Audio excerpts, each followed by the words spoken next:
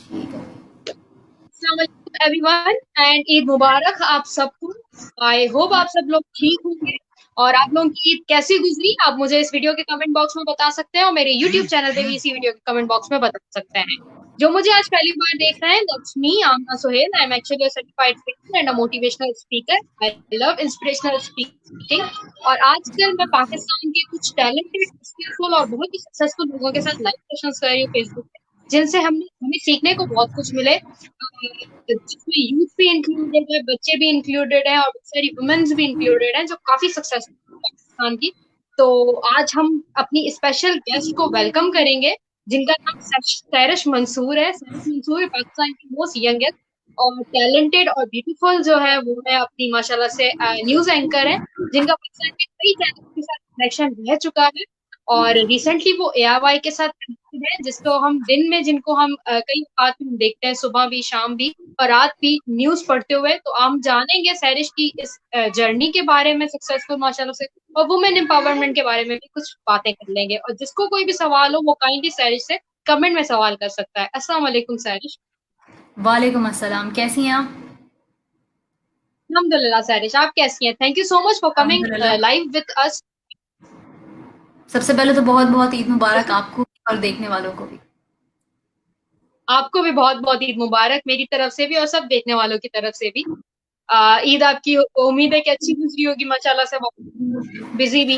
ईद ईद इस बार की ईद बहुत फीकी और बहुत उदास रही, क्योंकि जो जी सानेहा पेश आया, बहुत तैयारा हादसा, बिल्कुल। तो उसने बिल्कुल दिलों को उदास किया हुआ है। तो हम ये सिर्फ उम्मीद ही कर सकते हम्म, हैं कि अल्लाह करे हमारी अगली ईद ऐसी ना हो और अगला साल भी ऐसा ना हो, कोरोना वायरस और ये सारी चीज़ें। तो ईद मुबारक कहने बिल्कुल का भी नहीं है, यकीन करें आप, इस तरह की सिचुएशन है।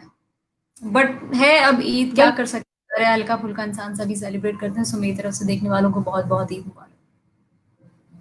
बिल्कुल नाउम्मीदी नहीं होनी चाहिए। यकीनन मैं मेरा भी पूरा दिली उन लोगों से कंडोलेंसेस है। और बहुत ही तकलीफ वाली बात है कि अपनों को खो देना ईद के इतने करीब आके, और इतने अरसे हम्म। बाद मिलना, इतने अरसे बाद ट्रैवल शुरू हुआ था लोगों का। बहुत ही मतलब एक शॉकिंग था, शटर्ड करने वाला ये सामना था। बस अल्लाह जिन जो इसमें अफेक्टेड हुई, जो फैमिलीज हुई, अल्लाह ने सबको दे आमीन। आमीन। उम्मीद नहीं होना चाहिए। तो बिल्कुल। सरिश, जर्नलिज्म को और जर्नलिज्म आप माशाल्लाह से, तो आप कैसे बताएंगे सुनने वालों को? अपनी जर्नी के बारे में बताएं, इस फील्ड के बारे में बताएं। मैंने अपनी जर्नी स्टार्ट की थी जब मैं यूनिवर्सिटी के सेकंड ईयर में थी, ज़्यादा पुरानी बात नहीं है। 2013 में मैंने अपना करियर स्टार्ट किया एज अ रिपोर्टर। मुझे याद है उस वक्त इलेक्शन हो रहे थे, जनरल इलेक्शन पाकिस्तान में, और मुस्लिम लीग नून की हुकूमत बनी थी। तो मैंने रिपोर्टिंग से स्टार्ट किया, और बहुत चैलेंजिंग जॉब होती है रिपोर्टिंग की जब आप फील्ड में निकलते हैं। और जब आप खास तौर पर when you are a girl, तो आपको बहुत समझ कर, बहुत देख कर मर्दों में भी जाना होता है, उनसे बात भी करनी होती है, हर तरह के लोग आपको मिलते हैं। बहुत चैलेंजिंग था रिपोर्टिंग से जब मैंने स्टार्ट किया। लेकिन रिपोर्टिंग आपको सिर्फ काम नहीं बल्कि आपकी ज़िंदगी के बहुत सारे सबक सिखाती है, किससे किस तरह डीलिंग करनी है, किससे किस तरह से बात करनी है। तो आप बहुत लर्न करते हैं। रिपोर्टिंग से मैंने स्टार्ट किया, उसके बाद I wanted to be an anchor. उसके बाद मैं कोशिश करती रही, पढ़ती रही, मेहनत करती रही, क्योंकि ये काम है मेहनत का। लोगों को ऐसा लगता है कि बोलना बहुत आसान है, बट अनटिल एंड अनलेस आपको चीज़ों के बारे में पता ना हो तो आप बोल नहीं सकते। बहुत मेहनत की, और फिर मैं जाग टीवी में एज एन एंकर मैंने अपना करियर स्टार्ट किया। वहां से मैं डॉन न्यूज़ चली गई। डॉन न्यूज़ से फिर मैंने स्विच किया, मैं समा टीवी चली गई। समा से फिर मैं ए आर वाई आई हूँ, और अब मैं स्टिल ए आर वाई में काम कर रही हूँ।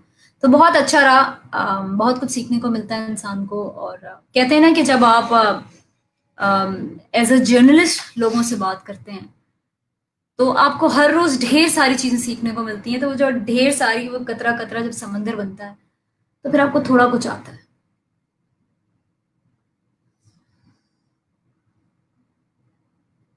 बिल्कुल सैरिश, आप सही कह रही हैं, ऐसा ही होता है। और तो ये जो जर्नी थी, या आपका एक्चुअली पैशन था जो आपने अपनी जिंदगी में सोचा, गोल बनाया, एक्वायर किया? मैं बिल्कुल ऑनेस्टली बताती हूँ, मुझे लोगों में बात करने का, एक कहते हैं ना खुद एतमादी होना, वो खुद एतमाद था। लोगों के बीच में खड़े होके हज़ारों लोगों के सामने बात करना, कभी मुझे इस चीज़ में डर नहीं लगा। मुझे शौक था, मैंने इनिशियली कुछ शोज़ होस्ट किए छोटे-मोटे से और मैं नहीं बनना चाहती थी। मैंने सोचा भी नहीं था कि मैं मीडिया इंडस्ट्री में आऊँगी। मैं I wanted to be a doctor but मैं नहीं बन सकी अनफॉर्च्युनेटली। तो बस जब मेरा एडमिशन नहीं हो सका मेडिकल कॉलेज में तो मैं बहुत ज़्यादा डिसहार्ट थी। क्योंकि एक होता है ना बचपन से आप सोचते हैं, आप बड़ों से सुनते हैं, भाई डॉक्टर बनेगी मेरी बेटी, डॉक्टर बनेगी। तो वो दिमाग में एक चीज़ होती है कि यार डॉक्टर बनना है, लेकिन नहीं बन सकी। चलें फिर चलें लेट्स एक्सप्लोर समथिंग न्यू। तो मैंने मास कम्युनिकेशन में एडमिशन लिया कराची यूनिवर्सिटी में।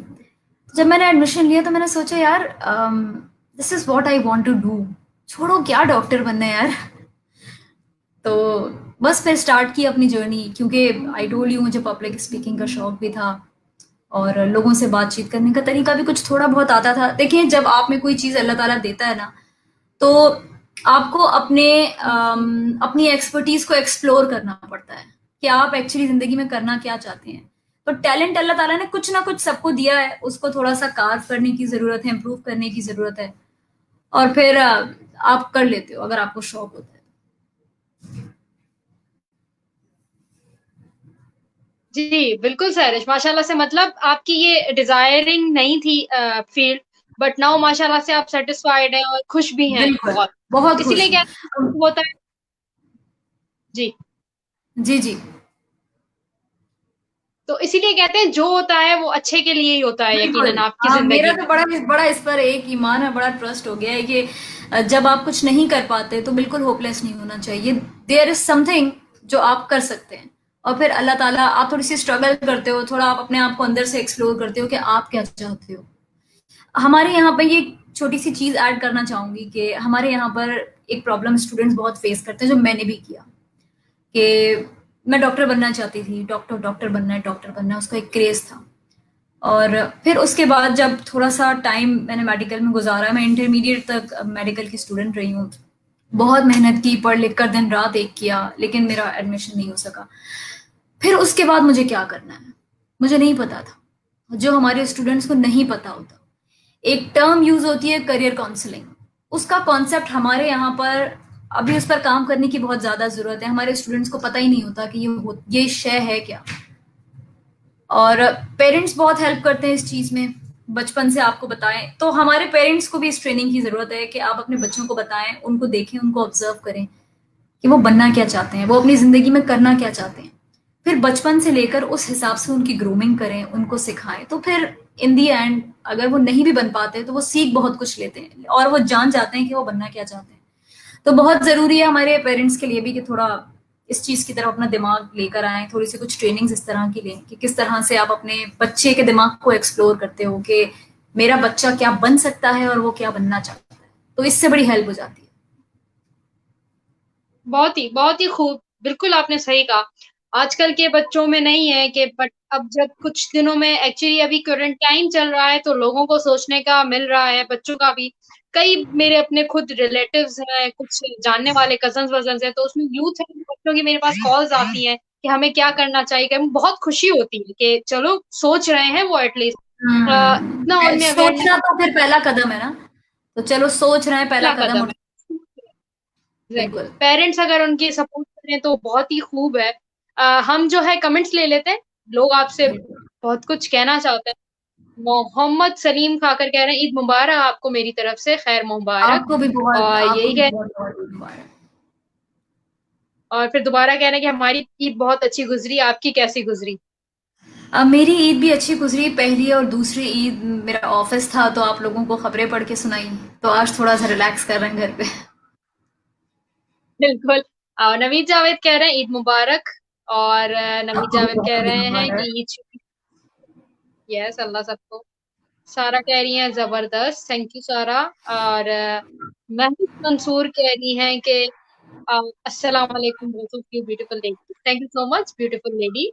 वालेकुम अस्सलाम। एंड आशिर कह रहे हैं कि ठीक है।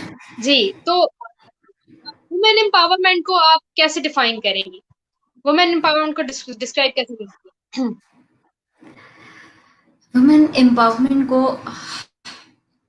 ये वो सवाल है जो जिसका जवाब देने में मुझे बड़ा फख्र महसूस होता है कि एक खातून को अल्लाह ने इतना मजबूत बनाया है कि वो अच्छा। जिंदगियां पैदा करती है।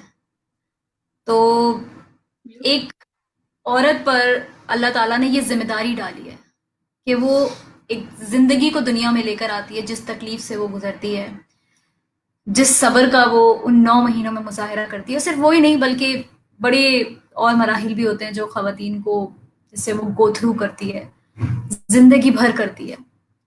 तो औरत में अल्लाह ने बहुत हिम्मत दी है। सिर्फ ज़रूरत एक छोटी सी चीज़ की है कि हर औरत बाहिम्मत है, उसको कुछ सपोर्ट की ज़रूरत होती है, और वो सपोर्ट उसको उसके फादर से मिलती है, उसके भाई से मिलती है, उसके शोहर से मिलती है। तो हर औरत बाहिम्मत है, तो औरत को अंडर एस्टिमेट बिल्कुल ना करें। यस। बिल्कुल सैरिश ऐसा ही है। और इस्लाम ने इतना अच्छा माशाल्लाह से रुतबा दिया है। और दूसरा एक सवाल है इसी से ही रिलेटेड, मेरा थोड़ा सा क्रिएटिव है हम्म। कि what hmm. Other women should for sorry a women should do for other women, मतलब उसकी सपोर्ट में या उसकी केयर में, उसकी उसमें हेल्प में क्या करना चाहिए। ये आपने सवाल है ना इतना थोड़ा। डीप सवाल किया है, ये आपने एक इतना खूबसूरत सवाल किया है ना, कि एक औरत क्या कर सकती है। देखिए, बिल्कुल यहाँ पर ना खास तौर पर मैं हमारी सोसाइटीज की बात करूंगी। एक औरत कहते हैं ना कि एक औरत की बहुत बड़ी दुश्मन होती है, तो ये हकीकत भी है। बिल्कुल जेलसी, हेट्रेड, ये वो फीलिंग्स हैं जो कि औरतों में ज्यादा पाई जाती हैं। कोई अच्छा लग रहा हो, कोई बुरा लग रहा हो, तो उनको हर चीज से लेना देना होता है। मुझे ऐसा लगता है कि हर औरत को, खास तौर पर मैं अपनी सोसाइटी की इसलिए बात कर रही हूँ कि हमारे यहाँ पे ये रवैये बहुत पाए जाते हैं। देखिए, जेलसी, हेट्रेड, ये वो नेगेटिव रवैये हैं जो कि सब में मिलते हैं। खास तौर पर खास तौर पर खवातीन में ये फीलिंग्स ज्यादा होती हैं। हम हैं, आप हैं, ये फीलिंग्स हम में भी हैं। लेकिन हमारे यहाँ पर चीज क्या मिसिंग है? जब ये फीलिंग सब में है, तो फिर हम इससे कैसे निपटे? इससे निपटने का तरीका ये होता है कि बचपन से हमारे जो पेरेंट्स हैं वो हमें ये बताएं कि देखो बेटा, नफरत करना, किसी से जलना, ये बहुत नेचुरली आपके अंदर है। बेसिकली ये पॉजिटिव फीलिंग्स हैं जिन्होंने हमने इनको नेगेटिव बना दिया है। ये जेलसी हमें बर्दाश्त करना सिखाती है, सबर करना सिखाती है। ये जो हेट्रेड है, ये हमारे इमोशंस को हमें कंट्रोल करना सिखाता है। तो बहुत इस चीज की जरूरत है कि हम इन फीलिंग्स के साथ डील किस तरह करें। ये बहुत अहम चीज है। अगर मैं किसी से जलती हूँ, और मैं आपको अपना एक छोटा सा एक्सपीरियंस बताना चाहूंगी। आई होप मैं आपका ज्यादा टाइम नहीं ले रही हूँ, बट मेरे ख्याल से मैंने इस चीज से बहुत नहीं, सीखा। मैं मीडिया प्लीज इंडस्ट्री हम में काम सीखना चाहते हैं। मैं जी, मीडिया इंडस्ट्री टेक में योर काम टाइम। कर मैं न्यूज इंडस्ट्री में होती हूँ। आपको पता है, शोबिज हो गई, ये सारी चीजें, यहाँ पर जेलसी बहुत होती है एक दूसरे से। एक एंकर थी, मैं उसका नाम हरगिज नहीं लूंगी, वो मेरी अब बड़ी ही प्यारी दोस्त है। मेरे दिल में बड़ा हसद था उसको लेकर, और मैं सोचती थी यार, वाई शी इज सक्सेसफुल यार, मतलब मैं अपने अंदर जलती थी। वो हजरत अली का कॉल है ना कि जो जलन और हसद करने वाला इंसान होता है ना, तो वो एक ऐसी लकड़ी की मानंद होता है जिसको दीमक खाती जाती है। उसे किसी दुश्मन की जरूरत नहीं है, वो अपने लिए खुद काफी है। तो हसद और जलन आपको खत्म कर देती हैं। तो इससे डील करने के कुछ तरीके होते हैं जो हमें बचपन से सीखने चाहिए, और अपने बच्चों को, अपनी बहनों को, अपने बड़ों को भी सिखाने चाहिए कि देखें ये जेलसी है, आपको इससे डील किस तरह करना है। मैं बड़ी परेशान हो गई उसको, बस मुझे बुरा लगता था वो मेरे आसपास होती थी तो मुझे नेगेटिव फीलिंग आती थी, मुझे बुरा लगता था, मुझे एंजाइटी होती थी, मुझे डिप्रेशन होता था।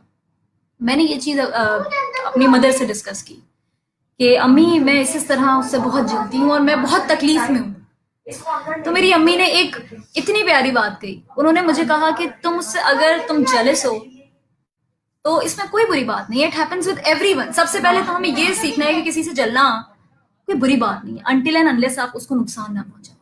तो अम्मी ने मुझसे कहा कि यू गो टू हर, और अगर वो अच्छी लगे तो उसकी तारीफ करो, वो अच्छा काम करे तो उसकी तारीफ करो। तुम्हें तकलीफ होगी अंदर से, उस तकलीफ को तुम्हें बर्दाश्त करना है। अगर उस तकलीफ को तुमने बर्दाश्त कर लिया ना, तो वो जो जलन और हसद है ना, वो खत्म हो जाएगा। तो मैंने कहा अम्मी ऐसा कैसे हो सकता है, मैं नहीं कर सकती, ये बहुत मुश्किल काम है। नहीं नहीं, अम्मी ने कहा तुम्हें करना है, you have to fight this feeling. इसको, इस नेगेटिव फीलिंग को तुम पॉजिटिव कर जाओ। और जब भी, और हजरत अली का एक कॉल उन्होंने मेरे साथ शेयर किया कि जब आप किसी से जलो तो उसके लिए दुआ करो। कितनी प्यारी बात है। आप खुद से लड़ते हो और आप उसके लिए दुआ करते हो कि अल्लाह तुम्हें बहुत तरक्की दे। And I did it. और आप यकीन करें कि वो जलन और वो हसद, वो ऐसे खत्म हुआ और आज मेरी उससे इतनी अच्छी दोस्ती है। और मैं सोचती थी कि यार मैं इससे जलती थी, शी इज सो नाइस। उसने मुझे हेल्प किया मेरे काम में, मेरी ग्रूमिंग में। तो ये फीलिंग्स सब में होती हैं, खास तौर पे खवातीन में होती हैं। तो हमें अपनी खवातीन को ये बताने की जरूरत है कि देखिए, आप इसको पॉजिटिवली यूज करें। हर चीज जो नेगेटिव होती है और उसको आप पॉजिटिव कर देते हैं तो आप इतने पावरफुल हो जाते हैं। आप लोगों से जलते नहीं है तो आपको तकलीफ से निजात मिल जाती है। जब आप लर्न कर लेते हैं कि इस हेट्रेड से और इस जेलसी से आपको किस तरह से लड़ना है। तो मैं आमना ये बहुत बड़ी बात कर रही हूँ, आई थिंक आप समझ रही होंगी। आपने कहा आप मोटिवेशनल स्पीकर हैं, तो आप इस मेरी इस फीलिंग को समझ रही होंगी। इवन मेरा बात करना मेरे लिए इस बारे में, मैं थोड़ी सी इमोशनल हो जाती हूँ क्योंकि I have really worked on it. मैंने बहुत मेहनत की है इस चीज पर। सरिश, रियली माशाल्लाह से आप यकीन माने इतनी खूबसूरत बात की ना, और इतनी इंस्पायरिंग सी ये बात है कि अपनी जिंदगी का एक्सपीरियंस बताना, जिसमें शायद मे भी थोड़ा सा मतलब एक फीलिंग थी जो आपकी थी, लेकिन आपने शेयर की बिकॉज यू हैव बिल्कुल लर्न फ्रॉम इट। तो इससे ज्यादा आनी इंस्पायरिंग चाहिए। क्या हो सकता है सरिश, हमें अपने रियली। बुरे एक्सपीरियंसेस को शेयर करना चाहिए। हमने अगर कुछ एग्जैक्टली। बुरी चीज से, हम क्यों शर्माते हैं? ये फीलिंग्स सब में होती हैं, जलना कुड़ना, ये किस में नहीं है? तो हमें इन चीजों को खत्म करने के लिए ना इनका इलाज करना चाहिए। दिल दिल में जल जल के कुड़ने से कुछ नहीं होता। और दूसरी एक चीज मैं कहना चाहूंगी खास तौर पे अपनी खवातीन के लिए, अगर वो ये चीजें करेंगी ना तो वो खुद को बहुत एम्पावर फील करेंगी, वो कॉन्फिडेंट होंगी। उनके अंदर जो एक एहसास महरूमी होता है वो खत्म होगा। एहसास महरूमी इंसान को किल कर देती है। जब आप में एहसास महरूमी हो, आपका कॉन्फिडेंस किल होता है, आपका टैलेंट किल होता है। तो ये जो चीजें होती हैं जब आप करते हो कि आप दूसरों में अच्छी चीजें देखते हो, तो आपको कोई बुरा लग रहा है लेकिन आप उसकी तारीफ कर रहे हो, तो आप इसके लिए इतना बड़ा दिल चाहिए, ये हर कोई नहीं कर सकता। तो आप अपने दिल को बड़ा करते हो। दूसरी चीज एक अहम बहुत ज्यादा कि हम अपनी खवातीन में आमतौर पर ये भी देखते हैं दूसरों पर बड़ा कमेंट करना कि मोटी हो रही हो, पतली हो रही हो, काली हो रही हो। यू नो, इंसान जानता है कौन कैसा है। किसी के मुंह पे अगर एक्नी है तो उसको पता है कि उसको है, आप उसको बता के क्यों तकलीफ दे रहे हैं? तो ये बातें इंसान को बहुत छोटी लगती हैं, लेकिन ये इतनी बड़ी बातें हैं ना कि अगर हम अपने अंदर इन छोटी छोटी चीजों को तब्दील करें ना, तो यकीन करें हम एक बड़े इंसान बनेंगे। और हमारे यहाँ पर, ये जो जगह है ना, यहाँ पर अगर ट्रैश होना तो सुकून खत्म हो जाता है। तो अगर सुकून चाहिए तो इस ट्रैश को निकालना पड़ेगा। एग्जैक्टली सरिश, मतलब सच में ये बात सही है, बिल्कुल ऐसा ही है। मसले की बात मतलब ये है कि सोचने की बात भी है, इसमें हमें गौर व फिक्र करना चाहिए कि जो सिचुएशन में देख रही हूँ आज, मैं उसी सिचुएशन में दूसरी औरत को डाल रही हूँ। मतलब एक बिल्कुल साइकिल की तरह है, या तो कोई एक इशू है मतलब मेरे साथ जो हो रहा है, जो मैं फेस कर रही हूँ, वही फिर मैं लोगों, दूसरी औरत को भी फिर मैं वही फेस करवा रही हूँ अपने उससे। तो मतलब ये एक थोड़ी बुरी सी फीलिंग ही है। मेरा मोबाइल बंद हो गया,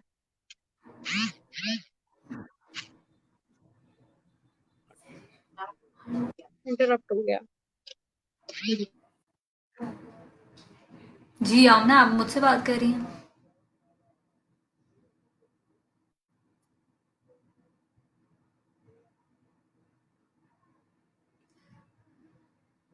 जाओ, जाना है, उसका मोबाइल ऑफ हो गया।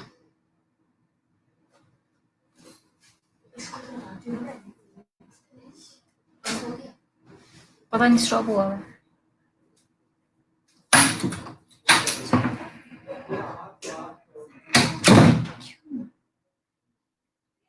वाई?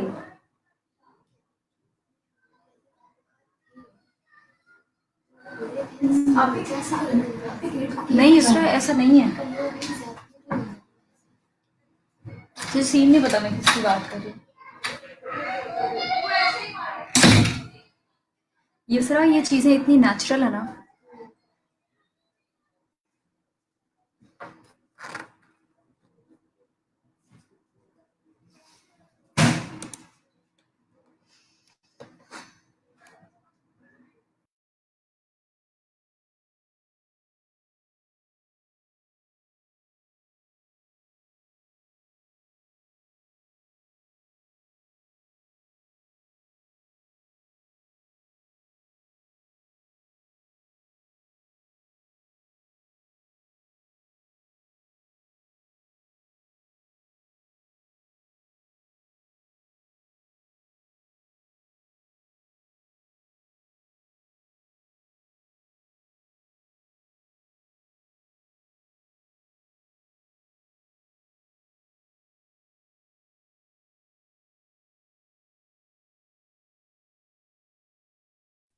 सरिश आप हैं यहाँ पर मेरे साथ?